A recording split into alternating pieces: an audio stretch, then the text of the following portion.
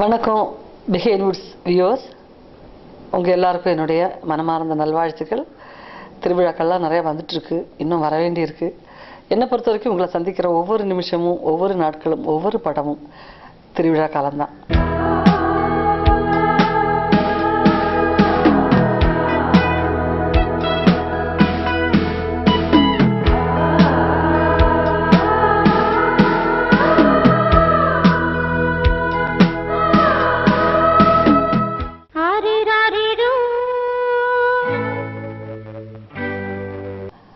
உங்களுக்கு நிச்சயமாக என்னுடைய நடிப்பு ரசிக்கக்கூடிய, என்ன விரும்பக்கூடிய ரசிகர்களுக்கு நிச்சயமாக அந்த படம் ஒரு விருந்தாக இருக்கும். எப்படி சொல்கிறேன்னா, ரொம்ப நாளைக்கு அப்புறம் ரொம்ப வித்தியாசமான ஒரு கதாபாத்திரம், பேச்சியக்கா அப்படிங்கிற அந்த டைட்டில் ரோல் பண்ணக்கூடிய ஒரு வாய்ப்பு எனக்கு ரொம்ப நாளைக்கு அப்புறம் கிடச்சிருக்கு. ஏன்னா உங்களுக்கு தெரியும், 95ல் மாயா பஜார், வனஜா கிரிஜா, புள்ளக்குட்டிக்காரன், அந்த மாதிரி கொஞ்சம் நல்ல படங்கள், மகளிர் மட்டும்லாம் வரிசையாக கொஞ்சம் நல்ல படங்கள் பண்ணக்கூடிய ஒரு வாய்ப்பு எனக்கு கிடச்சிது. எப்போ முந்தானி முடிச்சுக்கப்புறம் ஒரு கேப்புக்கு அப்புறம் திரும்ப நான் என்னுடைய ரீஎன்ட்ரி வந்து கொஞ்சம் நல்ல படங்கள் கிடச்சிது. மாயாபசார்லாம் இன்னும் பார்த்திங்கன்னா உங்களுக்கு தெரியும், டிவிலெல்லாம் ரெகுலராக வரும்போதும் எல்லா வியூவர்ஸுக்கும் ஒரு புது படம் பார்க்குற மாதிரியே ரசித்து பார்ப்பாங்க. அதுக்கப்புறம் திரும்பவும் கொஞ்சம் ஒரு பெரிய கேப்பு மலையாள பட உலகில் மறுபடியும் நான் போனேன். நான் ஒரு தாயாக மாறினதுக்கப்புறம் என்னுடைய குழந்தை பராமரிப்பு அப்படிங்கிற ஒரு கேப்பு வந்துச்சு. மீண்டும் ஒரு நல்ல கேரக்டர், அது ஒரு கிராமத்து கதை. கிராமத்து கதையிலையும் நம்ம வந்து தாய் மகன், அக்கா தங்கச்சிங்க, எல்லாம் அண்ணன் தம்பி உறவு, அந்த மாதிரி நிறைய படங்கள், புருஷன் மண்டாட்டி, நிறையா அந்த மாதிரி தான் வரும். ஹஸ்பண்ட் அண்ட் ஒய்ஃபுக்குள்ளே இருக்கிற பிரச்சனைகள், அந்த மாதிரி கதைகள் வரும். பட் இந்த படத்தினுடைய ஒரு ஒரு ரொம்ப ஸ்பெஷாலிட்டி என்னென்னா, ஒரு மாமியார் மருமகன் உறவுக்குள்ளே இருக்கிற ஒரு புனிதமான அந்த ஒரு அன்பு, அதை எடுத்து காட்டக்கூடிய ஒரு படம். அது ரொம்ப ரேர். எனக்கு தெரிஞ்சு அதுக்கு இம்பார்ட்டன்ஸ் கொடுக்குற ஒரு படம் நான் பார்த்ததில்லை. மாமியாரும் மருமகர் உள்ள ஒரு போட்டி நம்ம பார்த்துருக்கோம். பொண்ணை கல்யாணம் பண்ணிட்டு வந்துட்டு அவனை அந்த மாதிரி இப்போ சமீபத்தில் கூட நம்ம பார்த்தோம். தனுஷ் ஆக்ட் பண்ண படம், அந்த மாதிரி நிறைய படங்கள் வந்துட்டு இருந்தது. ரஜினி சார் பண்ண படங்கள், முன்னே நிறைய படங்கள் அந்த மாதிரி வந்திருக்கு. பட் மாமியாருக்கு வந்து தாயை விட மேலாக மாமியாரை மதிக்கக்கூடிய ஒரு மருமகன், அதே மாதிரி மருமகன்கிறது மருமகன், மகன் மாதிரியே வரக்கூடிய, மகனை விட ஒரு படி மேலான ஒரு உறவு அப்படிங்கிறத எடுத்து செல்லக்கூடிய ஒரு படங்கிறது எனக்கு அந்த கதை கேட்கும்போதே ரொம்ப வித்தியாசமாக இருந்துச்சு. வித்தியாசம், அதே நேரத்தில் அந்த பேசக்கூடிய ஸ்லாங், மதுரை ஸ்லாங்கில் நிறைய படம், இப்போ மதுரை படங்கள் வரிசையாக வந்துக்கிட்டே இருக்குது, எல்லாமே வெற்றி அடைஞ்சிக்கிட்டு இருக்குது. பட் இதில் என்னென்னா, அந்த மாதிரி சாதாரணமாக நம்ம இப்போ வந்துட்டு இருக்கிற படங்களில் இருக்கக்கூடிய அளவுக்கு சண்டை சச்சரவுகள், வெட்டு குத்து, அந்த மாதிரி ஒரு பேட்டர்ன் படம் இல்லை. சிட்டியில் இருக்கக்கூடிய பெண்கள் பொதுவாகவே வந்து இப்போ வேலைக்கு போகிற பெண்கள் நிறைய பேர் இப்போ வேலைக்கு போக ஆரம்பிச்சிட்டாங்க. 98% பெண்கள் வந்து இன்றைக்கி சிட்டியில் வேலை செய்கிற பெண்கள் தான். அப்போ வேலைக்கு போகிற பெண்களை பற்றின கம்ப்ளைண்ட் எப்படி இருக்குன்னா, நாங்கள் வேலைக்கும் போகணும், வீட்டு விஷயத்தையும் பார்த்துக்கணும். காலையில் வந்து புருஷனுக்கு சாப்பாடு கட்டுறது, அவரும் ஒரு வேலைக்கு போவார்.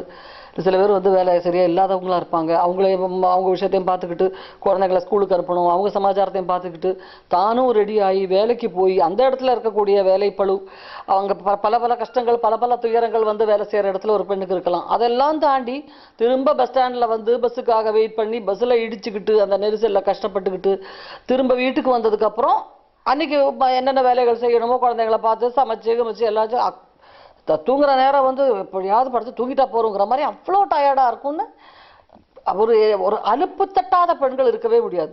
எல்லா பெண்களும் கேட்டு பார்த்தா, அப்பா ஒரே டென்ஷன்ப்பா, ஞாயிற்றுக்கிழமை ஒரு நாள் கிடைக்கும், அன்றைக்கி ஏகப்பட்ட துணிகளை துவைக்கிறது, எல்லா வேலைகளும் ஒன்றும். ஆனால் நீங்கள் கிராமத்து பெண்ணை பார்த்தீங்கன்னா, அதாவது 4 ஆம்பளைங்க செய்கிற வேலை சர்வசாதாரணமாக ஒரு பொம்பளை செஞ்சுட்டு சாதாரணமாக இருப்பாங்க. யாருக்கிட்டேயுமே இந்த கம்ப்ளைண்ட்லாம் சொல்லவே மாட்டாங்க.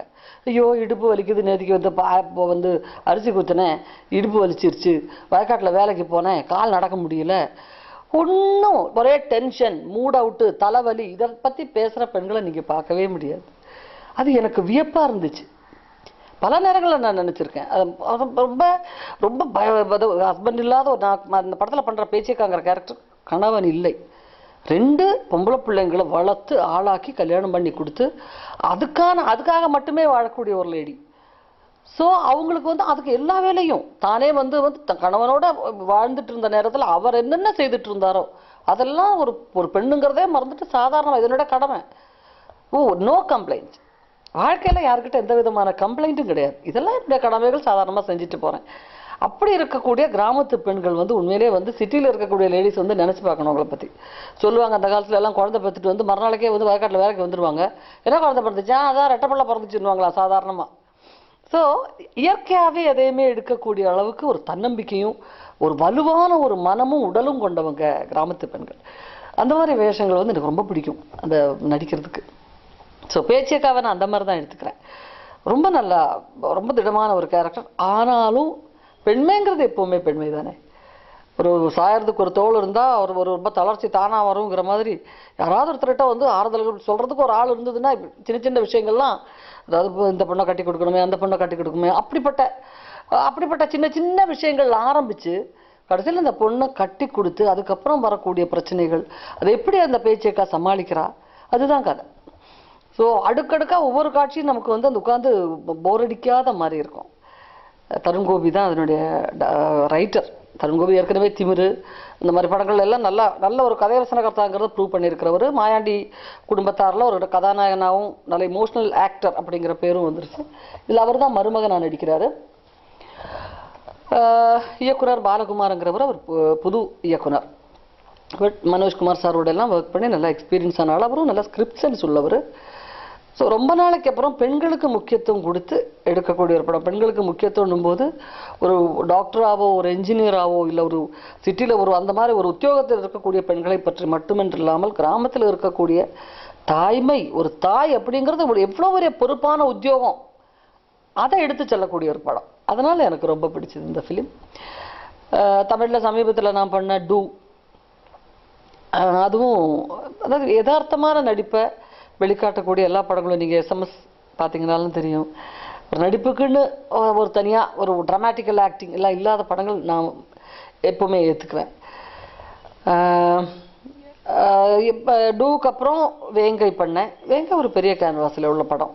ஆனாலும் ஒரு பர்சனலி அந்த படம் எனக்கு பிடிச்சிருக்குன்னு நான் சொல்ல முடியாது. எனக்கு அருவாள் தூக்கிட்டு எப்போ பார்த்தாலும் நிறைய பேர் வெட்டுறது குத்துறதெல்லாம் பர்சனலாக எனக்கு பிடிக்காது. அந்த மாதிரி பிடிக்காதனால தான் நான் நகைச்சுவை அதிகமாக வேடங்களை ஏற்று நடிக்கிறதுக்கு காரணமே வந்து சிரிக்கும் வாய்ப்பு வாழ்க்கையில் ரொம்ப கம்மியாக தான் கிடைக்கும். ஸோ அந்த வாய்ப்பை நம்ம வந்து நழுவ விட்டுறக்கூடாது.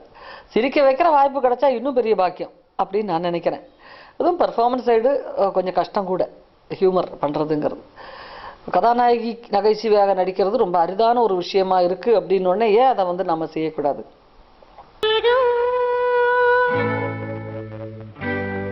பெண் நகைச்சுவை எழுதுவதற்கு எழுத்தாளர்கள் கிடையாது. அது ஒரு என்ன செய்ய பெரிய ஆதங்கம் எனக்கு. நான் ஓரளவுக்கு நகைச்சுவையாக எழுதுவேன். எங்கள் அம்மா ரொம்ப நல்லா எழுதுவாங்க. என்னுடைய சகோதரிகளும் அதே மாதிரி தான். நகைச்சுவையாக பேசுவதும் எழுதுவதும் அவங்களுக்கு வந்து பிடித்தமான விஷயங்கிறதுனால அது ஒரு சாதாரணமான ஒரு விஷயமா போச்சு.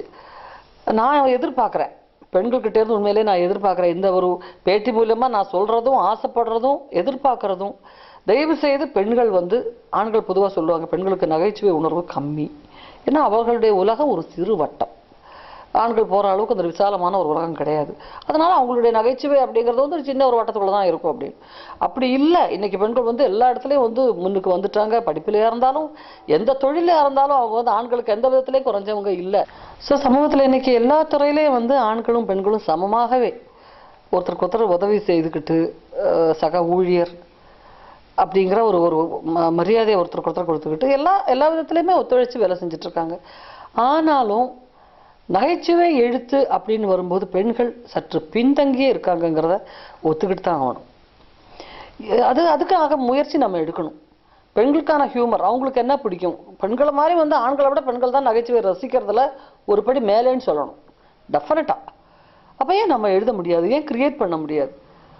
ஸோ ஏன்னா அந்த விதத்தில் அதில் நம்ம முயற்சி பண்ணால் நிச்சயமாக பெண்கள் வந்து வெற்றியிட முடியும். காரணம் என்னென்னா, பெண் நகைச்சுவை எழுத்தாளர்கள் வந்தால் தான் பெண்களுக்கு நகைச்சுவை வந்து பெர்ஃபார்ம் பண்ணுறதுக்கும் ரசிக்கிறதுக்கும் அதிகம் வாய்ப்பு கிடைக்கும் நான் நினைக்கிறேன். ஏன்னா ஆண் எழுத்தாளர்கள் கிடையாது நகைச்சுவை எழுதுறதுக்கு. அது எல்லாமே ஆண்களோட சம்மந்தப்பட்டு இருக்குமே ஒழிய ஒரு சோலோ பர்ஃபார்மன்ஸ் அப்படிங்கிறது, இப்போது லூசி ஷோ அப்படின்னு, அது ரொம்ப பிரமாதமான சார்லி சாப்ளினுக்கு அப்புறம் உலகமே வந்து ஒரு வியப்பாக இருந்த சீரியலைஸ் பண்ணி வந்துட்டு இருந்த ஒரு சமாச்சாரம் அது இப்போ சவுத்தில் பர்ஃபார்ம் பண்ணணுன்னு சொல்லும்போது நிறைய பேர் ஸ்ரீதேவி அவங்கக்கிட்ட போய் நிறைய பேர் கேட்டிருக்காங்க. அதை அப்படியே வந்து நம்ம தமிழில் பண்ணுவோம், இல்லை ஹிந்தியில் பண்ணுவோம். பட் அவங்க பல பேர்கிட்ட என் பேரை சஜஸ்ட் பண்ணியிருக்காங்கன்னு சொன்னாங்க. எனக்கு ரொம்ப சந்தோஷமாக இருந்துச்சு. அவங்க கொஞ்சம் ஸ்லாப்ஸ்டிக்கெல்லாம் இருந்ததுன்னா ஊர்வசி அவங்க கொஞ்சம் நல்லா பண்ணுவாங்க. பட் எழுதுறதுக்கு ஆள் இல்லை.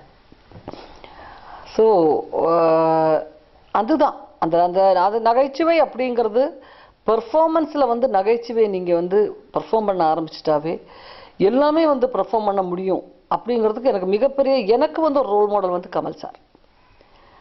ஹியூமர் பிரமாதமாக பண்ணுவார். நீங்கள் பரிசு அவருடைய படங்கள் யோசிச்சு பாருங்க.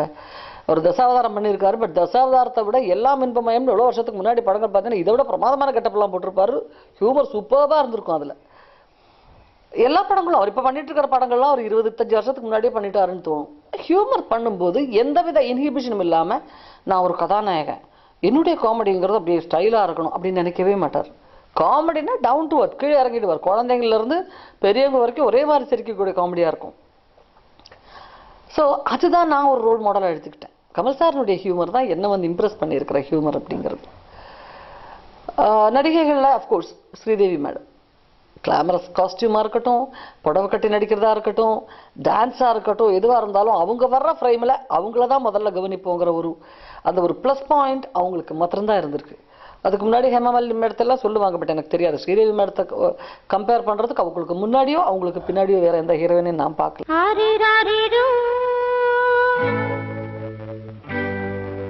சினிமாவில் நிறைய டிபார்ட்மெண்ட் இருக்குது. இப்போ என்கிட்ட நிறைய பேர் கேட்குறாங்க, நடிச்சிட்டிங்க, நிறைய கேரக்டர்ஸ் பண்ணிட்டீங்க, உங்கள் ஃப்ரெண்ட்ஸில் வந்து ரேவதி டைரக்ட் பண்ணிட்டாங்க, சுஹாசினி எனக்கு என்னோட ரொம்ப சீனியர், சுஹாசினி ராதிகாலாம் ரொம்ப சீனியர் அவங்கெல்லாம். பட் சுஹாசினி டைரக்ட் பண்ணிட்டாங்க, ரோஹிணி ஒரு சில டாக்குமெண்ட்ரிஸ் எல்லாம் டைரக்ட் பண்ணிட்டாங்க, நிறைய பேர் டைரக்ஷனுக்கு வந்துட்டாங்க. ஏன் நீங்கள் எப்போ டைரக்ட் பண்ண போகிறீங்க? டைரக்ஷனுங்கிறது ரொம்ப அருமையான ஒரு நல்ல ஒரு உத்தியோகம் தான், இல்லைன்னு சொல்லலை. பட் ரொம்ப லொல்லு பிடிச்ச ஒரு வேலை. அது ஒரு ஸ்மூத்தாக இப்போ நடிச்சிட்டு இருக்கிறது ஒரு ஸ்மூத்தாக போயிட்டுருக்கு. இன்னொருத்தர் வந்து நம்ம கான்ட்ரிபியூஷன் ஒரு ஸ்கிரிப்ட் கொடுக்குறாங்க, ஒரு டைரக்டர் நமக்கு சொல்லி கொடுக்குறாரு, அதை நம்மளால் முடிஞ்ச அளவுக்கு நல்லா செய்துட்டு ஓகே நல்லா பண்ணீங்கன்னு சொல்லும்போது, அதுக்கப்புறம் நீங்கள் பார்த்ததுக்கப்புறம் பிரமாதமாக நடிச்சிங்க மேடம் சொல்லும்போது இருக்கிற அந்த ஒரு ரிலீஃப் அப்படிங்கிறது டைரக்ஷன் கிடையாது. ஏன்னா ரிலீஸ் ஆனதுக்கப்புறமும் ஒவ்வொரு ரசிகர் தியேட்டரில் பார்க்கும்போது அதில் 1000 குறை கண்டுபிடிச்சு சொல்லிகிட்டே இருப்பாங்க. ஸோ அந்த டைரக்டர் வந்து எப்போவுமே அலர்ட்டாக இருக்கணும், ஆக்டிவாக இருக்கணும்.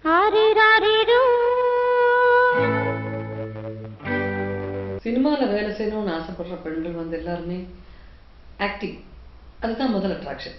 ஆக்ட் பண்ணுறதுக்கு நிறைய பேர் வர்றாங்க.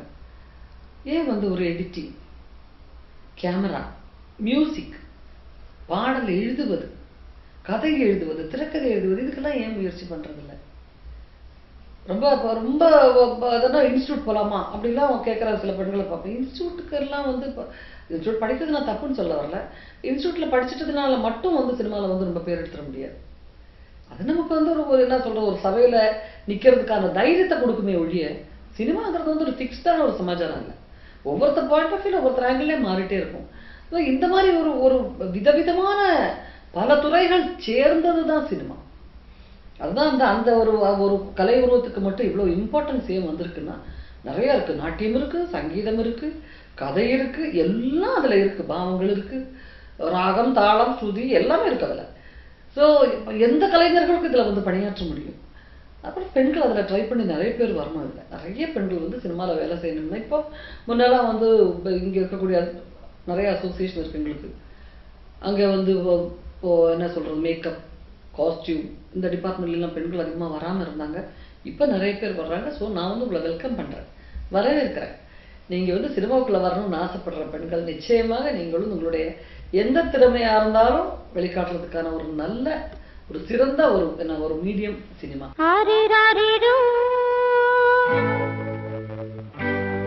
டிவி நான் ட்ரை பண்ணிட்டேன், எனக்கு சொந்த ப்ரொடக்ஷன் இருந்துச்சு.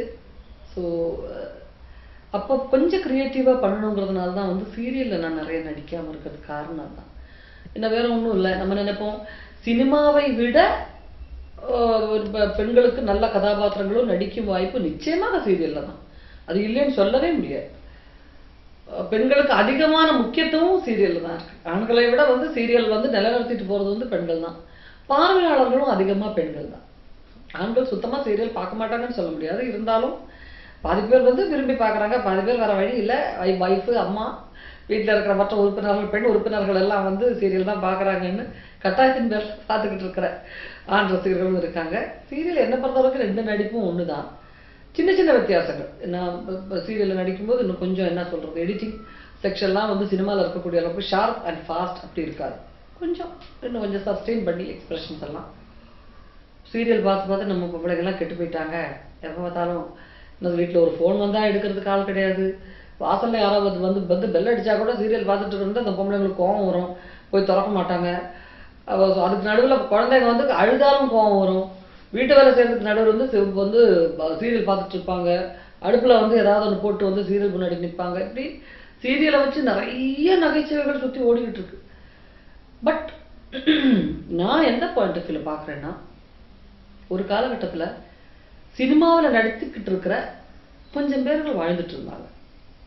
நடிகர்களாகட்டும், இயக்குநர்கள் இல்லை தயாரிப்பாளர்கள், இப்படி எந்த துறையை சேர்ந்தவங்களாக இருந்தாலும் கொஞ்சம் பேர் வாழ்ந்துட்டு இருந்தாங்க. பட் இன்னைக்கு சீரியல்ங்கிற ஒரு கலை இருக்கிறதுனால நிறைய பேருக்கு வாழ்க்கை இருக்கு.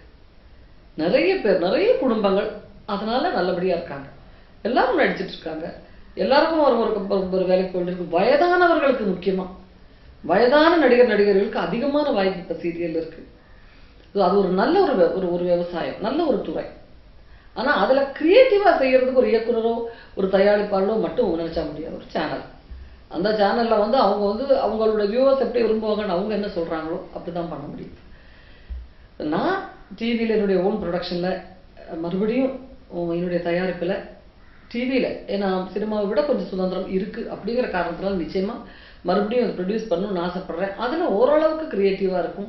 எஸ்பெஷலி எனக்கு குழந்தைகளுக்கு, அடுத்த தலைமுறைக்கு என்ன ஒரு மெசேஜ் கொடுக்க முடியும், குழந்தைங்களுக்கு என்ன ஒரு நல்ல சமாச்சாரம். ஏன்னா இப்போ 2 நாளைக்கு முன்னாடி பேப்பரில் படித்தது, ஒரு டீச்சரை வந்து ஒரு பையன் அந்த வார்த்தை உபயோகப்படுத்துறதுக்கே அச்சமாக இருக்கு. ஒரு குழந்தை, ஒரு மாணவன் ஒரு டீச்சரை வந்து கொலை செய்யக்கூடிய அளவுக்கு அதனுடைய மனசு போயிருக்குன்னு சொன்னால் என்ன நம்மளுடைய அடுத்த ஜென்ரேஷன் எப்படி போயிட்டு இருக்கு, அதை யோசிக்க வேண்டிய ஒரு நேரம். நிச்சயமாக பேரண்ட்ஸாக இருந்தாலும் சரி, டீச்சர்ஸாக இருந்தாலும் சரி, ஒவ்வொரு ஸ்கூலும் நினைக்க வேண்டிய விஷயம். படிப்பு படிப்பு படிப்பு படிப்புன்னு எப்போ பார்த்தாலும் குழந்தைங்கள மேலே இந்த படிக்கிற விஷயத்தை திணிச்சு அடைச்சேங்கிற மாதிரி குழந்தைங்க ஆகிற அளவுக்கு ஒரு பக்கம். ஏன்னா இப்போ ஸ்கூலில் வந்து சரியாக சொல்லிக் கொடுக்கல அப்படின்னு வந்து சரியாக படிக்கலன்னு டீச்சர் சொல்லிட்டா வீட்டில் அப்பா அம்மா வந்து ரொம்ப பயங்கரமாக கண்டிக்கிறாங்க. அடிக்கிறதாகட்டும், திட்டதாகட்டும். அப்போ கொஞ்ச நேரத்தில் அந்த குழந்தை வீட்டுக்கு வந்து அப்பா அம்மாலாம் டிவி பார்க்குறாங்க, நம்மளால டிவி பார்க்க முடியலன்னு அவனுக்கு கோவம் வரும். அவன் மனசுக்குள்ள ஒரு இது, அவன் விளையாட விடலைன்னா அவனுக்கு கோவம் வரும். ஸோ இதை நான் ஒரு சைக்காலஜியை சொல்கிறேன். இது நடந்துட்டு இருக்கிற கேஸை பற்றியோ அந்த சமாச்சாரத்தை பற்றியோ சொல்ல, நான் ஒரு காமன் விஷயத்தை பற்றி சொல்கிறேன். அதுக்கு எரிச்சல் வரும். அப்பா அம்மாலாம் ரொம்ப சந்தோஷமாக வந்து டிவி பார்க்கணும்னு நினைக்க முடியாது, எல்லா பசங்களோட விளையாடணும்னு நினைக்க முடியாது. இதுக்கெல்லாம் இந்த படிப்பு தானா காரணம். 35 கிலோ 30 கிலோ தோளில் சுமந்துக்கிட்டு ஒரு யூகேஜி ஸ்டூடெண்ட் 1ஆம் கிளாஸ் படிக்கிற பையன் போகிறான் அப்படின்னும் போது, பெரியவங்களை விட இன்னைக்கு குழந்தைங்களுக்கு தான் வந்து அதிகமான ஒரு என்ன சொல்றது, உடல் அசதி, மன அசதிகள், இந்த டென்ஷன், டிப்ரெஷன். குழந்தைங்களுக்கெல்லாம் டிப்ரெஷன் வருது சர்வசாதாரணமாக. இப்போ கவுன்சிலர்ஸ், டாக்டர்ஸ் சொல்றாங்க, ஒரு நல்ல ஒரு சைக்கியாட்ரிஸ்ட்டை கொண்டு வந்து காமிங்க பையனை, 10 வயசு தான் இருக்கு, ஒன்றுமே பேச மாட்டேங்கிறான், வீட்டுக்கு வந்தால் பேசாமல் இருக்கான், சைலண்டாக இருக்கான், ரிலேட்டிவ்ஸ் யாரும் வந்தாலும் அவங்க மட்டும் பேச்சு வச்சுக்க மாட்டேங்கிறான், சும்மா அப்படியே சிரிச்சுட்டு பேசாமல் போயிடுறான். ஒரு குழந்தைக்கு உண்டான ஒரு ஆக்டிவாக இல்லை அப்படின்னா என்ன காரணம்னு கேட்டால் இதுதான். அவன் நல்லா படிக்கிறானே, நீ ஏன் நல்லா படிக்கலை, அவன் எவ்வளோ தூரம் மார்க் எடுத்திருக்கானே, நீ ஏன் நல்லா படிக்கலை, இப்படிலாம் வீட்டில் அப்பா அம்மாங்களுக்கு குறை சொல்கிறது. ஃபாஸ்ட் ஃபுட்டுன்னு சரியான புரோட்டீன் உள்ள சத்துள்ள நல்ல உணவு வகைகள் கிடையாது. இப்படிப்பட்ட பல விஷயங்கள்லாம் அடுத்த ஜெனரேஷன் குழந்தைகள் ரொம்ப அஃபெக்டடாக இருக்கு. என்னை பொறுத்த வரைக்கும் என்னுடைய முயற்சி சினிமா, இந்த நடிப்பு அப்படிங்கிறதுக்கு அடுத்த ஸ்டெப் என்னன்னு கேட்டிங்கன்னா, நிச்சயமாக அடுத்த தலைமுறை இந்த குழந்தைகளுக்காக நல்ல குழந்தைகளை வந்து அவங்க மனசுல பதிகிற அளவுக்கு என்ன செய்ய முடியும். கொஞ்சம் கொஞ்சமாக நம்மளுடைய எத்தனை செடி வகைகள் இருக்கு, பேர்கள் அதுங்களுக்கு தெரியல. மல்லி எப்படி இருக்கும் செடி, முல்லை எப்படி இருக்கும் செடி, இந்த செடி என்ன அந்த செடின்னு கேட்டால் எந்த குழந்தைக்கு எந்த செடின்னு தெரியல. அது பாட புஸ்தகத்தில் பார்த்துருக்கு, பச்சை இலையை பார்த்து இது என்னதுன்னு இங்கிலீஷில் 4 பேர் தெரிஞ்சு வச்சிருக்கு. துளசியும் பார்த்தா தெரியாத குழந்தை. ஸோ இயற்கையோட சம்மந்தம் இல்லாமல் வளர்ந்துக்கிட்டு இருக்கு. ஃப்ளாட்டுக்குள்ளே இருக்கக்கூடிய அப்பா அம்மா குழந்தைன்னு இருக்கக்கூடிய ஒரு நியூக்ளியர் ஃபேமிலியில் இருக்கிற குழந்தைக்கு எந்த செடியும் தெரியல. மேக்சிமம் ஆர்கிட் தெரியும், ஏதாவது ஃபங்க்ஷனுக்கோ பார்ட்டிக்கோ கூட்டிகிட்டு போயிருக்கும்போது பூவை பார்த்துருப்பான். அதுல இருந்து குழந்தைகளை இயற்கைக்கு திரும்ப கொண்டு வரணும். அவங்களுடைய நம்ம செடி கொடிகள், நம்மளுடைய இயற்கையில என்னென்ன நடந்திருக்கு, அது என்ன கீழே தவழ்ந்து போயிட்டு இருக்க அந்த ஊர்ற இனம், புழு பூச்சி அது இது இதுக்கெல்லாம் பேர் என்னங்கிறது தெரியாது. அதுல தமிழ்ல என்ன சொல்றது அப்படின்னு கேட்டா நம்ம என்ன சொல்றது? புள்ளப்பூச்சின்னா என்ன தெரியல. ஸோ அதெல்லாம் தெரிஞ்ச ஒரு ஒரு ஒரு ஒரு ஒரு காலத்தை தாண்டி நான் வந்திருக்கேனுங்கிறதுல எனக்கு ரொம்ப சந்தோஷமா இருக்கு. குழந்தைகளுக்காக ஏதாவது செய்யணுங்கிறது ஒரு ஆசை.